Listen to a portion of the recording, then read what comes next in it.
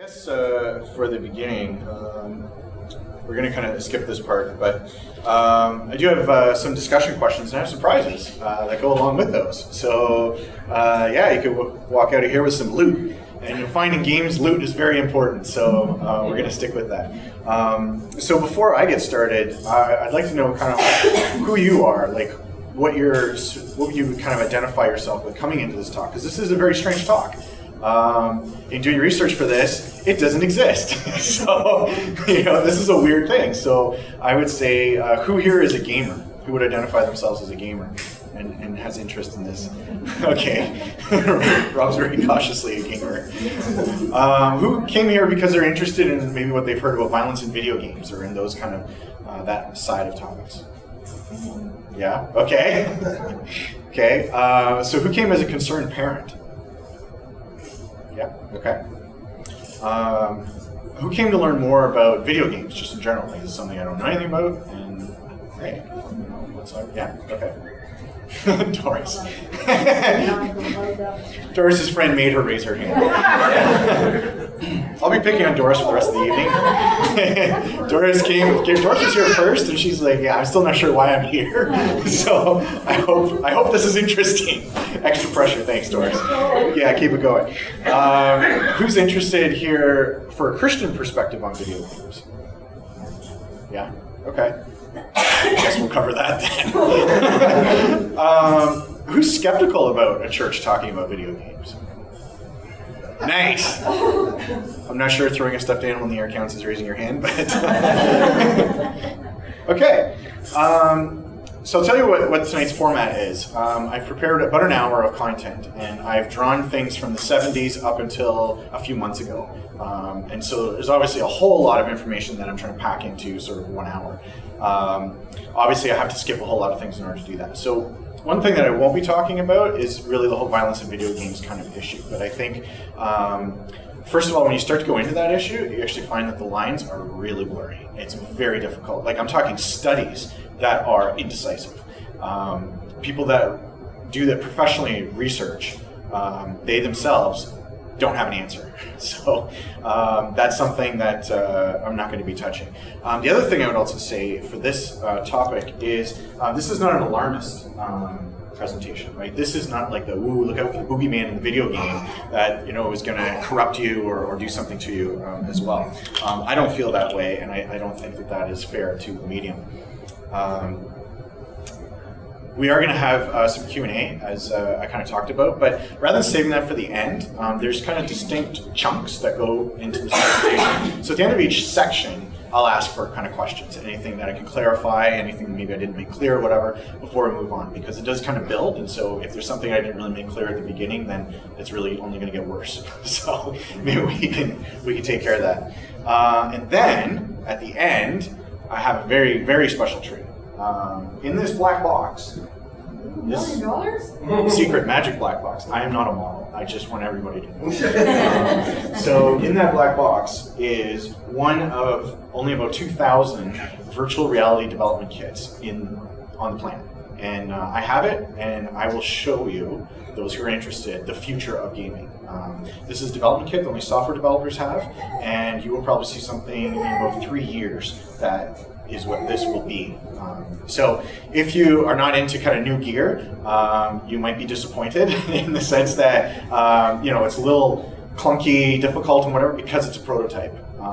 And so if you're the kind of person who waits for Apple to kind of perfect it, okay, then maybe you should look at it in 3 years. But for those who are like, wow, I'd like a window into what gaming is going to be in the future, we have it here right now, and I can show that to you. So there you go. That's what you get for sticking around.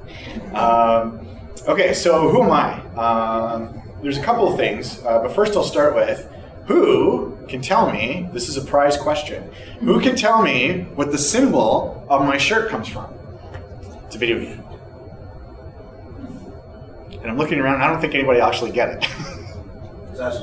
No. Oh, Catherine. I don't want it. Well, I live with you, but you don't listen to me, so this is a 50-50. All I know is I need more recipe and gas. That's right. World of Warcraft. No. I'll just tell you, because I don't think anybody will get it. It comes from StarCraft. Yes, StarCraft. Oh, the dual barrel rule. No, wait. Star Fox is what I'm thinking. Yes, that's Star Fox. Okay, so I guess I would start with first, I'm a parent. There is my baby coming up to daddy. And so I care about the impact that video games have on, obviously, my child and culture, right? So I care from that perspective. Second of all, I'm a gamer. And that means I love this stuff. This is what I do for fun. And I have a long history with it. And I would say that if you've ever gone to maybe a museum with somebody with a fine arts degree or something like that, that can be a very rewarding experience because they can point out like all these things. So I'm kind of your fine arts, person that can show you through the museum of video games like all the kind of cool stuff. So I hope this is an interesting and exciting thing for you. I said on the website that I own probably around 1,000 games. Personally, I didn't pirate them. I own them. I paid money for them, and I have them. And Catherine is most disappointed with that because we have all these bookcases. If you've been to Scott's house and seen his books, that's my house with video games. They're about the same size as a book, and they're just lined up. And then we redid our basement. She shoved them all into a storage room, and so I can't get access to them. It's very sad. Anyway, and I would also say I am a Christian, which means that I follow Jesus. And this gives me eyes to see religion in things that maybe I wouldn't be able to see otherwise. And so I may be pointing out things that maybe I never really thought about it that way before. And finally, I am a game developer. So this is not only an interest, this is my profession. And I've spent the last couple of years working on that profession, studying the psychology of fun, studying game design as a science. You can get a degree in game design, right? So the same as you can for chemistry or those kinds of things, right? So there's probably a lot about video games that you aren't necessarily aware of. This slide has a lot of notes. So where did this kind of series come from? We just had a series in our church called A Brush with Truth. And that was about studying some masterpieces, paintings, and seeing the symbology, the messages that were in those paintings. And so I would say that the art of today is video games. And I'll substantiate that more later. And so I want you to kind of put those goggles on and be able to see the messages and the things of interest that are going on in those paintings. So I'm well aware of the people that are not into video games that are in this room because you raised your hand and said that. But here's a really good analogy for what we're doing today. I don't care about the outdoors. I could spend my whole life indoors and really not feel like I'm missing out on anything. Now, I know other people don't feel that way.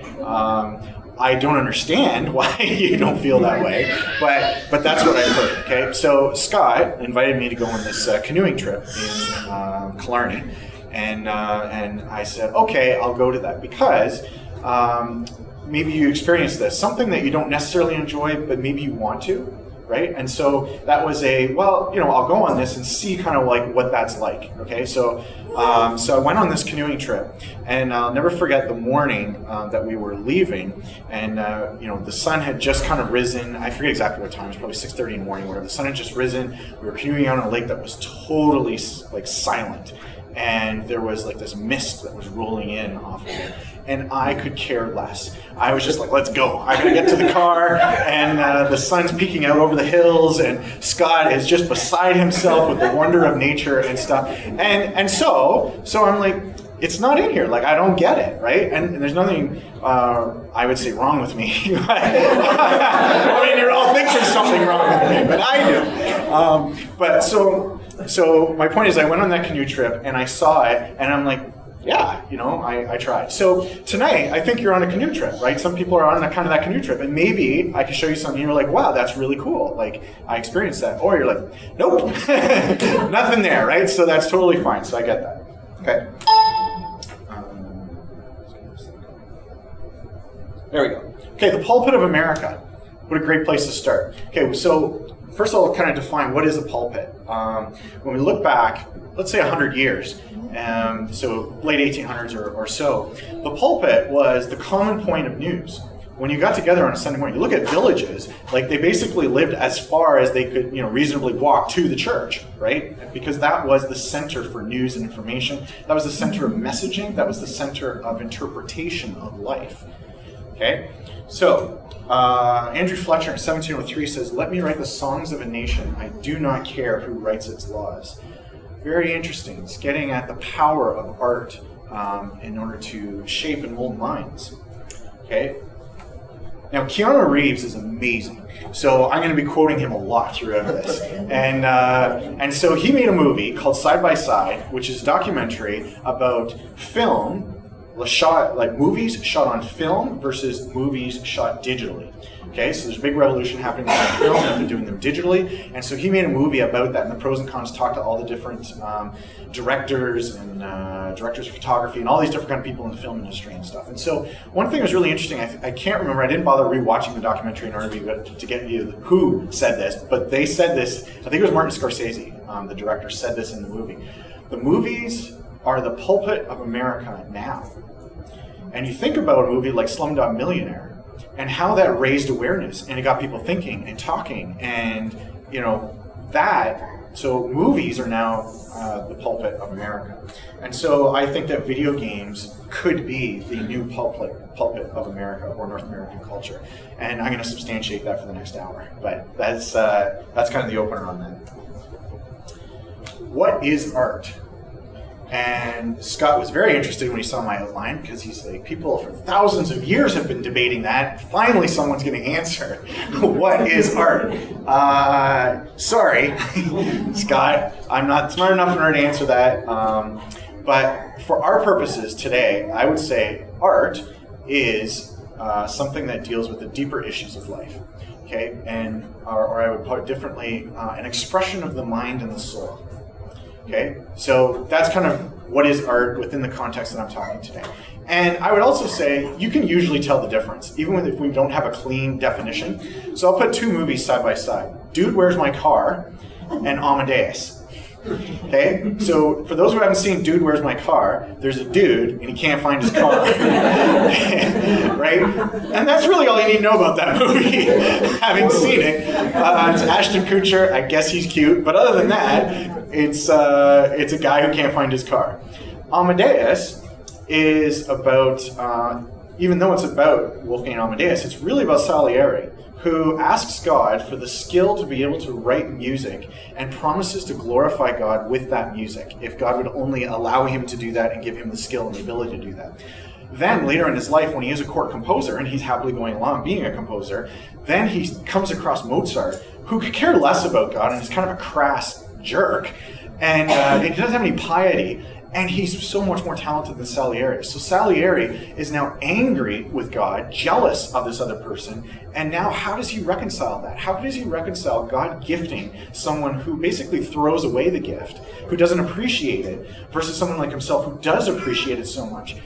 That's art, right? We're now dealing with issues of the soul and stuff. Okay? So, what is a game?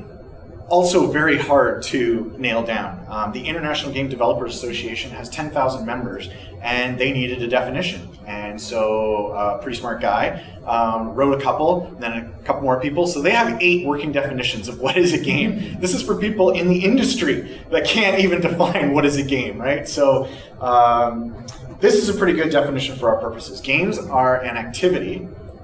Games have rules. Games have conflict. Games have goals. Games involve decision-making. Games are artificial. Games are voluntary. Okay? And games have an uncertain outcome. So any game that you can think of, whether it's tic-tac-toe or tag or a video game like Halo, does fit within all this. Okay? So if that's what is a game, so what do I mean by a video game? And what I mean by video game is really any electronic game. It doesn't matter whether it's on a computer or a phone or a PlayStation or an Xbox. I'm just calling that's a video game. Okay? What is religion? Again, within the context of tonight, I would say that we are talking about worldview. Worldview is kind of what it sounds like. It's the assumption or assertions that you hold that from which you view all of life. Okay? So I can break that down into the 4 kind of questions that a worldview answers. The first is origin. Where did we come from? And maybe why did we come from? The second is the meaning of life. What's the purpose of all this? The third is morality. How do you define what is right and what is wrong? Right? You start watching certain TV shows, and it's like, oh, why can't they just, break their marriage and go sleep with that other person and stuff, right? The whole episode is around kind of that thing. But in normal life, we would be like, that's terrible, right? If that happened to your friend, you'd be like, that's terrible. And so that's a worldview question that's coming in terms of morality. And finally, destiny. Where is it all going? Where are you headed ultimately? Where is the world and the universe ultimately headed? So here's the thing about worldviews. Everybody has one. Even if you say, I don't have a worldview, you still have a worldview. And so whether it's coherent, whether it's popular, whether you made it yourself or you got it from someone else, you have a worldview. And so for tonight's discussion, when we say, what is religion in video games, it's really, this is for Scott, what is the worldview in video games, right? And so Scott wanted to put that on the poster, and I was like, nobody even knows what worldview is, so get even less people, Scott. So anyway, so that's what we're working with in terms of what is religion, okay? So what is the worldview? And I'll go a bit more into that later. Okay, so that's kind of that section. Anybody have any kind of questions about these definitions, what we're working with here? Pretty clear? Head nodding? Okay, so far so good. Okay, so now I'm going to talk about the power of video games as a medium, okay? Anybody seen a book? Yeah, okay. Okay, so a book, maybe you've had this experience, you start reading a book, it's a real page turner, and it keeps you up at night and whatever. That's a pretty amazing power that a book can have over you, right? Like, it can really keep you going. And I would say longer than maybe a movie, right? Like a movie, you just want to wait till the end and maybe really excited to see what happens at the end, like at the Lake House, Catherine's favorite movie. When I just want to see them come back together, right? The Notebook, or isn't that just like every movie? Easy, I want to see them come together, right? So you'll wait that out. But for a book, it's just keep turning and turning the page, okay? So a book has a lot of things that are very powerful in it. But the thing I'm going to really point at, the thing that's amazing about a book, is that medium can share with you internal thought. Now think about that for a second. When you're watching a movie, and this is a problem that actors have when they're taking a book and putting it on film, is how do I convey this because they can't read my thoughts, right? I have to put it on my face for them to realize I'm confused about what they're saying, or I don't trust what they're saying. But when you're reading a book, like so-and-so says something, and so-and-so didn't trust them, right? Like, they can just say that, right? And so you're like, aha, I know exactly what's going on, right? So a book is very powerful on that. Now, a book is also very powerful. Here's one, the Da Vinci Code. The Da Vinci Code was very controversial, okay? And I'm not here to make judgments about the Da Vinci Code, but the point here is that the Da Vinci Code challenged people's assumptions about the church, about Christ, about cover-ups, and all kinds of things, okay? And so one simple example of that book is my neighbor, who would identify herself as a Catholic. She, thought good of the church, and she was a Catholic and been a Catholic all her life, and that was all good. She read the Da Vinci Code, and then she was like, wow, the Catholic Church is terrible. They have this huge cover-up. They've done all these terrible things and stuff, right? And so that book really influenced her. Now, it didn't influence me, and maybe it didn't influence other people, but the point here is that it had a real impact, okay, on the mass. It really had an impact, so we'll talk more about that. Okay, so that's books. Okay, now movies, they have writing just like a book and whatever, but the power of a movie is in the visuals, right? And I had to put Lord of the Rings in there for Scott, right? And so when you see Minas Tirith, just for the first time as it's just coming up over the hills, it's pretty amazing, right? It's like an amazing medium for visuals, even more so than a painting, right? A painting is static, but there's something you can do with moving the camera or whatever that just makes it maybe something so much more. So the power of movies is in the visuals. Now, back to Keanu Reeves. So in 1999, he was in this little-known movie called The Matrix. And in The Matrix, there was this scene where he was going to go talk to the Oracle, and the oracle, while he was waiting, there were people in there that were trying out their different giftedness. And so there was this child who was there who was able to bend matter, and he said, there is no spoon. And you can see Keanu Reeves upside down, that handsome boy in the spoon. And that was a pretty pivotal moment in that movie. Now, what's interesting about the movie The Matrix is that it was probably one of the first movies that got everybody thinking, is this reality we're in all there is? Because prior to that movie, I don't think a lot of people really spent a lot of time thinking about that. Maybe we did within churches and whatever and stuff. But I'm talking about the mass. This really opened up questions. I had conversations at work with people about, is this the only reality, or is there another reality beyond? Okay, so that's my point about movies, how they can impact. Okay, music. Music is very powerful, right, Kirsten? Right. Yeah. Okay, so listen to this and tell me what you think.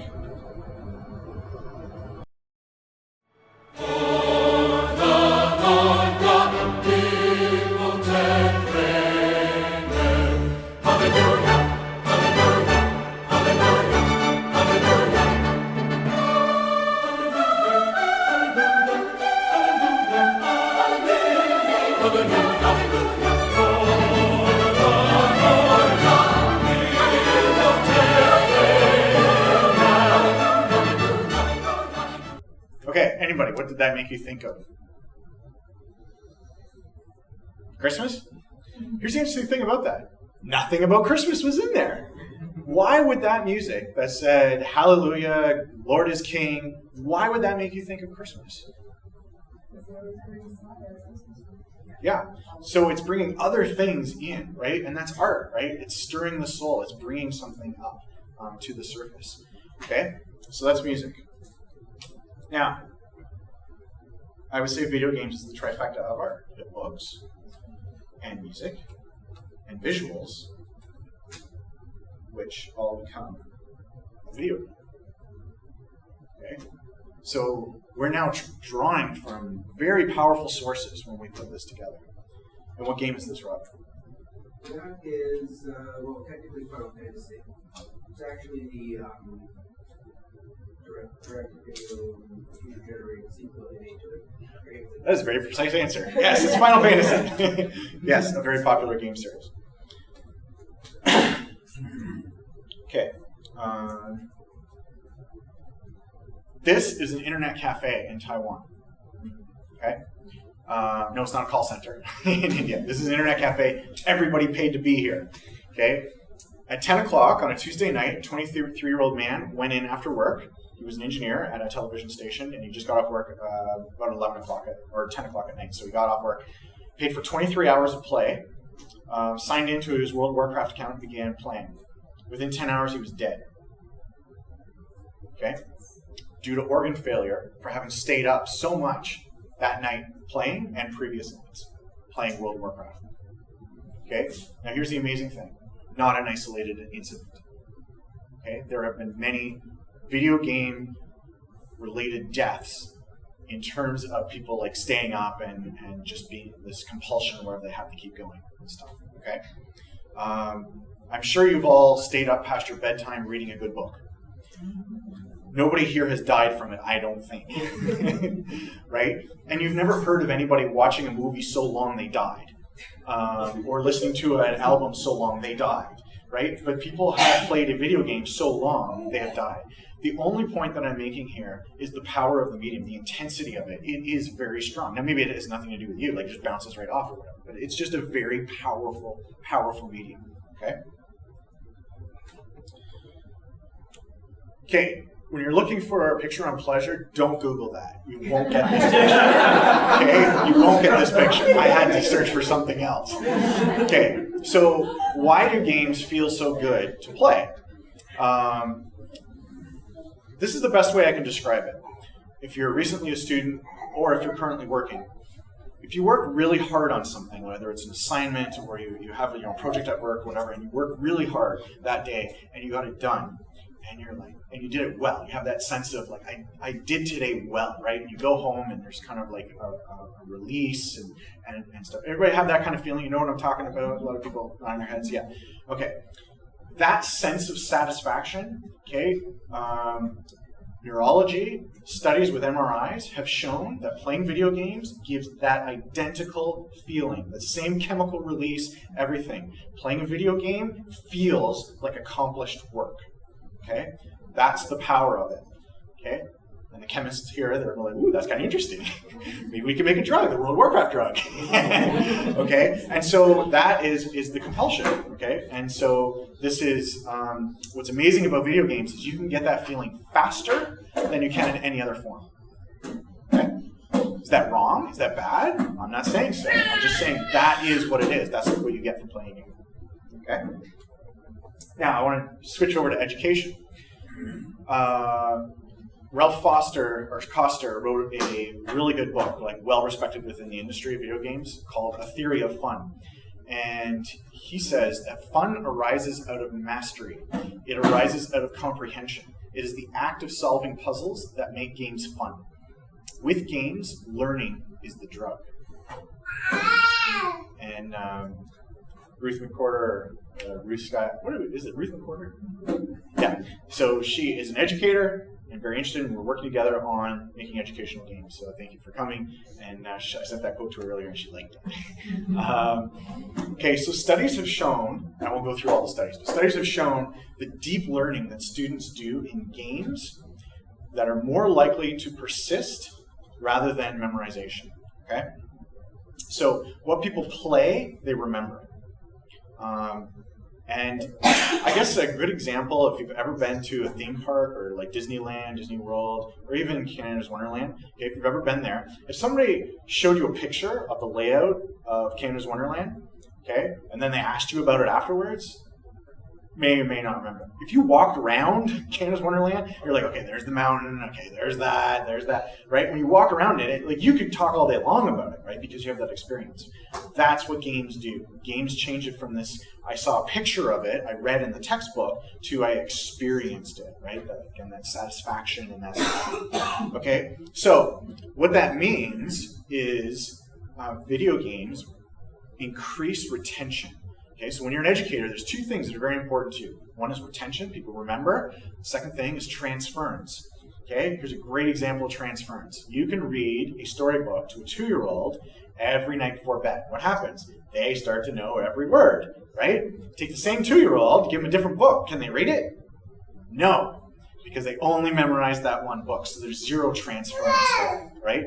So what we're talking about is games teach in the way that the 2-year-old actually learns the words and then can read them in other settings. Okay? That's transference. Video games, more than any other form of teaching, more than any other medium, have the highest degree of transference. So what you experience in the game, you can transfer outside. So now you start to see the cultural implications of messages coming through video games, messages that you've played and experienced and felt satisfaction from, now maybe coming out into life. Okay? And one other thing that's kind of funny is if you think about education, education is a game. You have a set goal to pass. Okay? There are things in the way. Tests. What do you have to do? Prepare for them. Work, prepare for them. You play a Farmville game, you're like click. Okay, that's what the studying is, right? And there's other people around you you're competing with, other players, right? And then there's a final boss, the teacher. And you need to pass and get through that. So you can view education in that sense. Okay, so now, pervasiveness. Okay, so people that have played video games, 97% of teenagers have played a video game. Nobody's really shocked by that one. 75% of college students, nobody's shocked by that one. 50% of adults, well, if you were a teenager and then you went to college, you're an adult now, so of course. Okay, but now we'll get to some interesting ones. The average gamer. Okay, average gamer. What do you think? This is a prize question. There is loot for this. What is the average age of a gamer? 35. 10. Okay, keep going. 20. 25. 18. Okay, everybody done answering? If you don't answer, you don't get a prize. Okay, the answer is 34 years old. Marilyn. There you go. Okay, I'll stop tossing those. They're like ninja stars. You're not an outdoor guy. It doesn't work. Okay. What do you think is the average age of the most frequent purchaser of video games?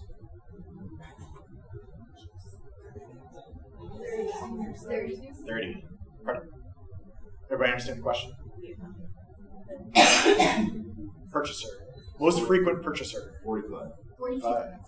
2. Question? Yeah. Is it a purchaser for yourself or Purchaser. Purchaser. So it doesn't matter. You clever girl. But Sorry. it doesn't matter. Both. Then 40. Okay. I changed my answers.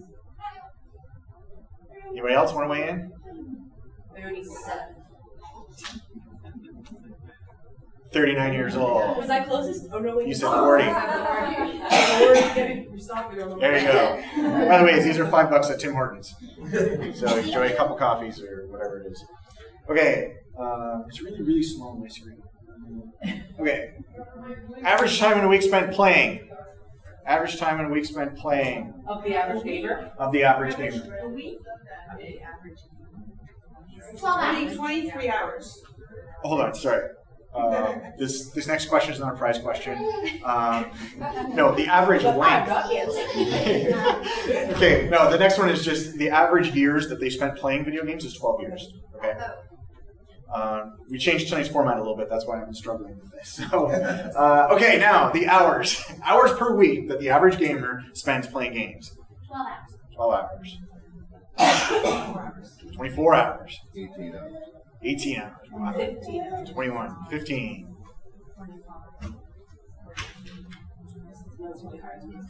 Everybody weighed in? Yeah. Yeah. 8 hours. That's it? I Yeah. said 12. It's like a normal hobby. Were you the closest? I said 12. Okay. Oops. Sorry. Okay. Okay, next one is average gender.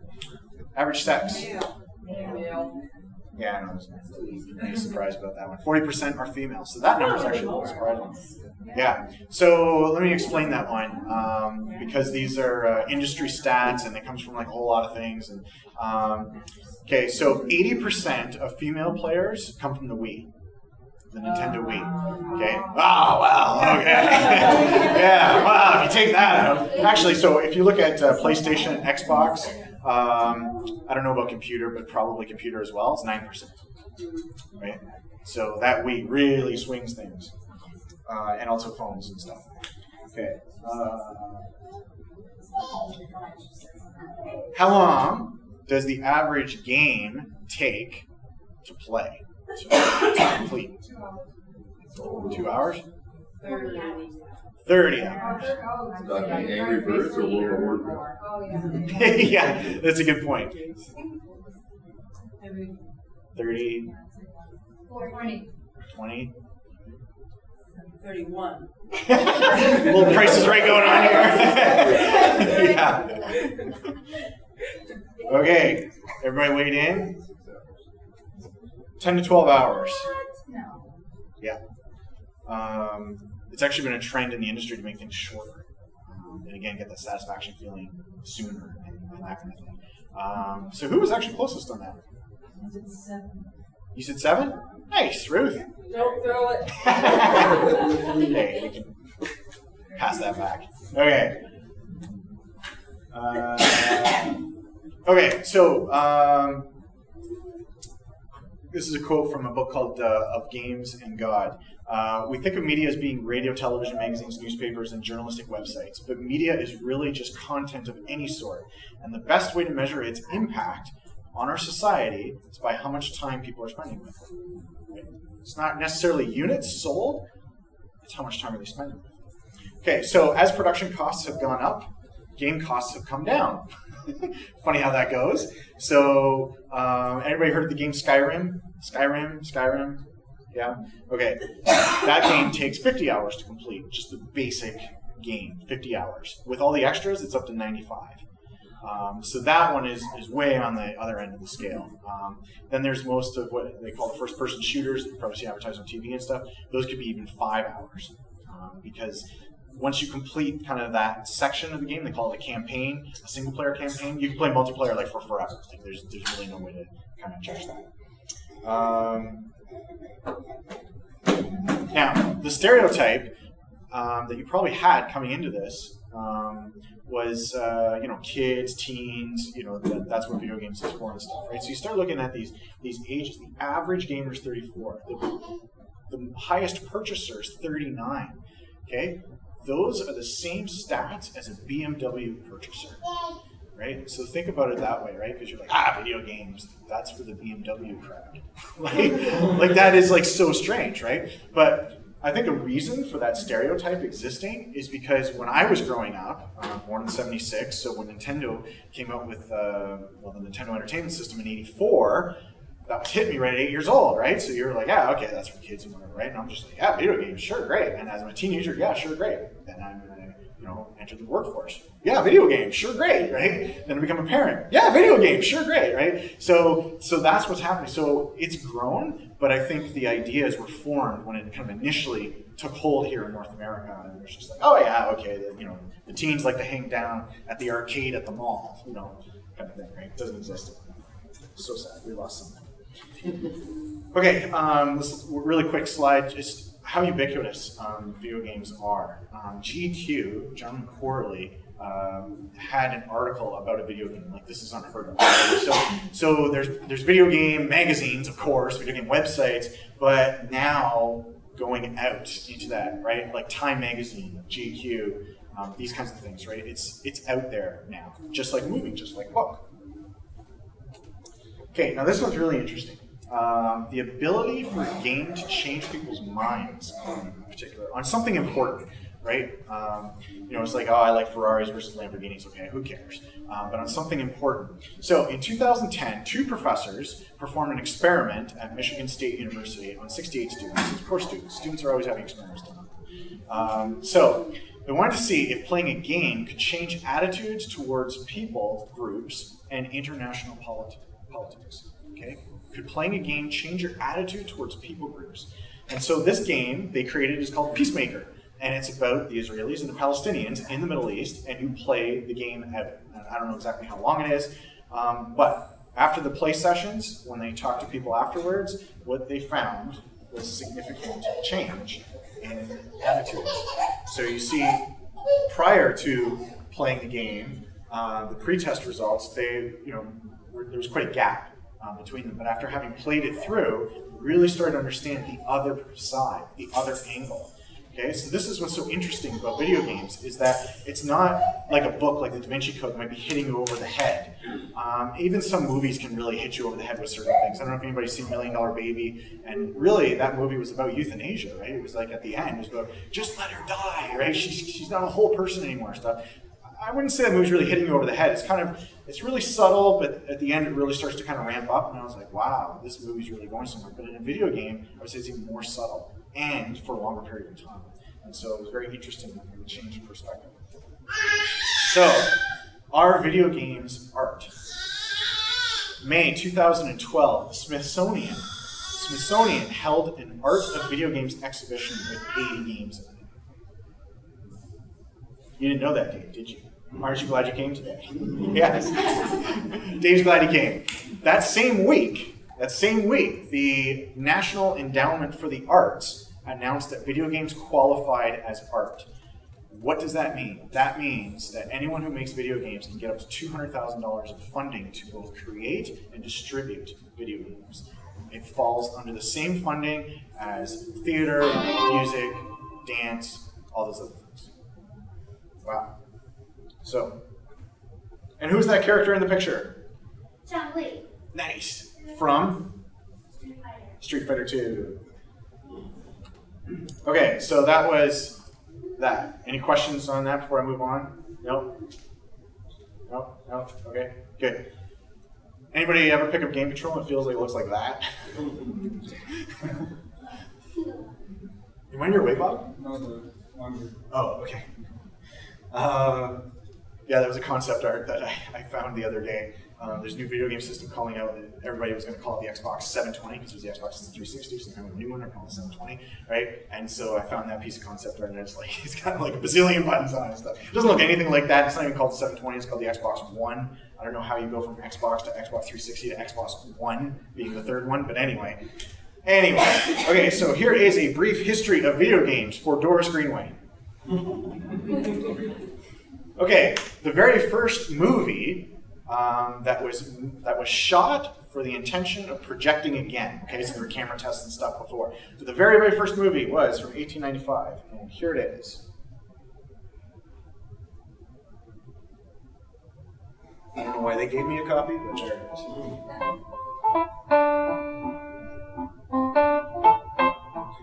Yeah, it's pretty much just more of that. Okay, so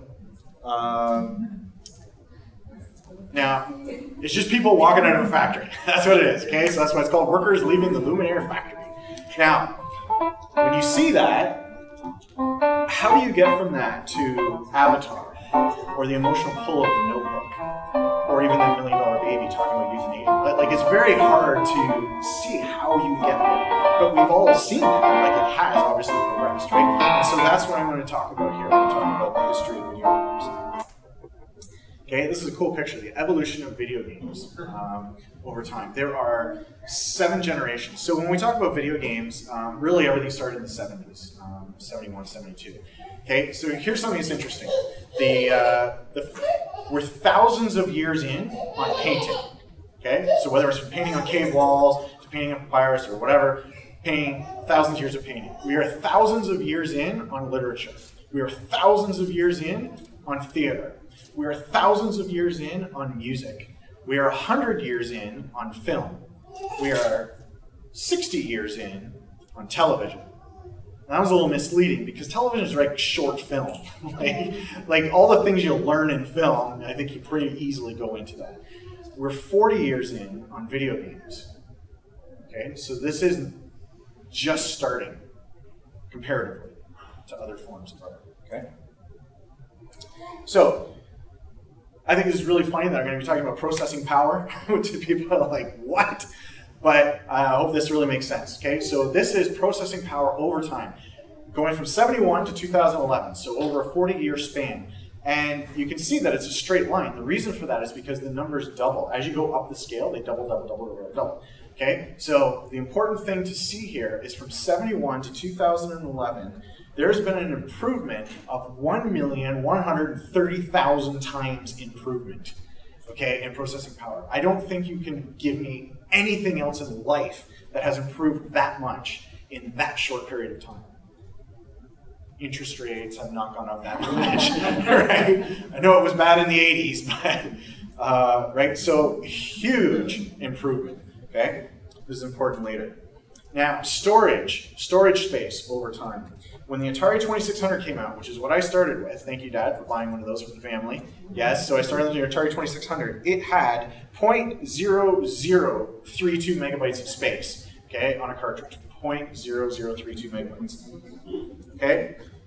In 1984 or 85, okay, the Nintendo Entertainment System had 1 megabyte of space available to use. Okay? Big improvement in 8 years. Okay? When Sony PlayStation came out in 1994, it had 700 megabytes of storage space.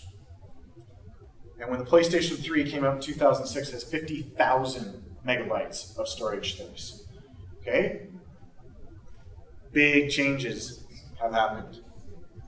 Now, what can you do with that? Okay, so you recognize? Yeah, that's right. We're going old school now.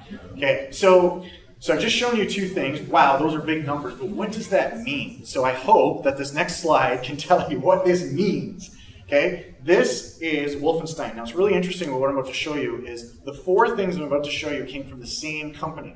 And companies are artists. In this industry, companies are artists, right? So you think of 4 albums coming from YouTube, or 4 albums coming from, well, it doesn't matter. So 4 things coming from the same artist. Okay, this was their very first one, Wolfenstein, 1992. Okay, so look at the detail on the character. You could tell, okay, he's got a hat, You see some Nazi, symbology. Okay, fine. So you know these are Nazi Germans and whatever.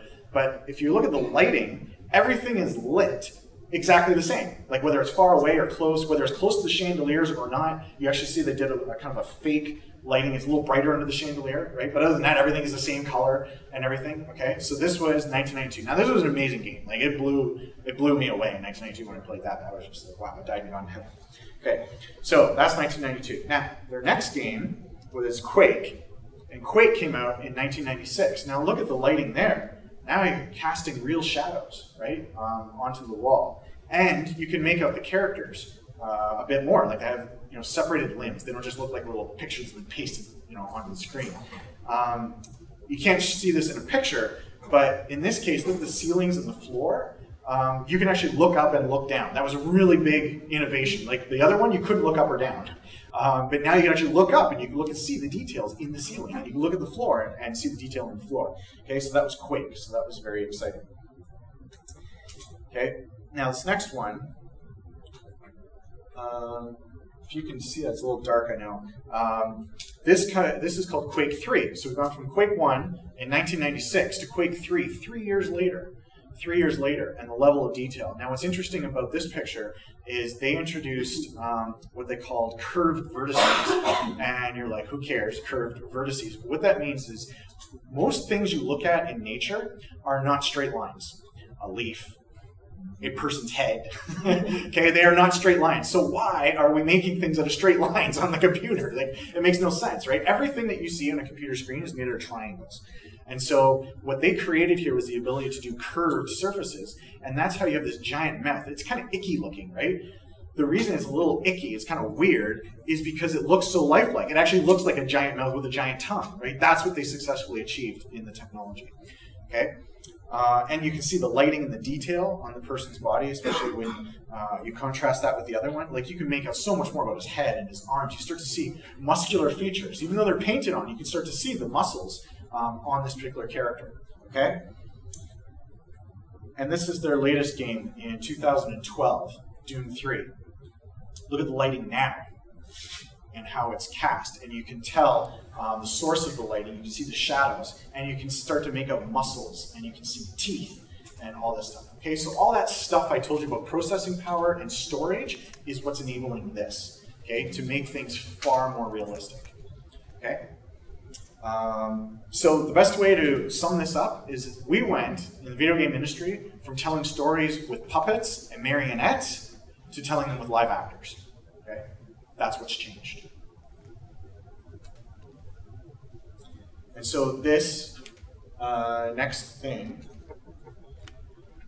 on motion capture, okay? Motion capture is the next kind of big revolution that happens. So we have lots of storage space, we can have music and sound and voice and all this stuff. And we can have really cool photorealistic graphics, but if it doesn't move right, then who cares? Like, it just looks, you're back to the puppets and the marionettes, okay? So, motion actors are used in video games as well as in movies. So anybody who saw Lord of the Rings with Gollum, all of Gollum's movements were not hand animated, which is the old way of doing it. There was somebody who acted it out in that suit, and you can see how that information is taken through in order to make the bones and the muscles and ultimately a walking figure. So I'm going to show you a game called Battlefield 3, which I think is a great example of motion capture put to use.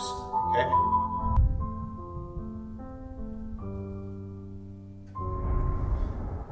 I'm grinding until I'm tired.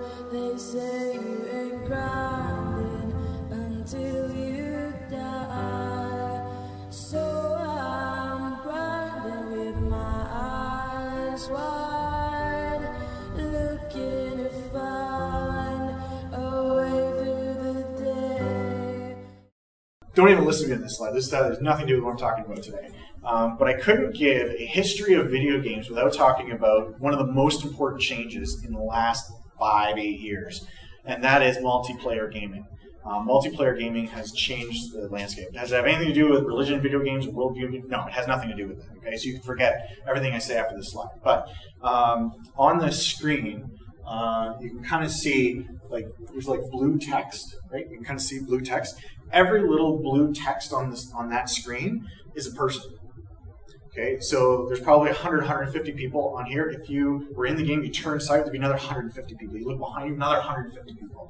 Okay, and so that's what they call massively multiplayer. So World of Warcraft, if you've heard of that, is a massively multiplayer game. And I won't go into describing like how in the world do all these people play a game together, but it works. They do.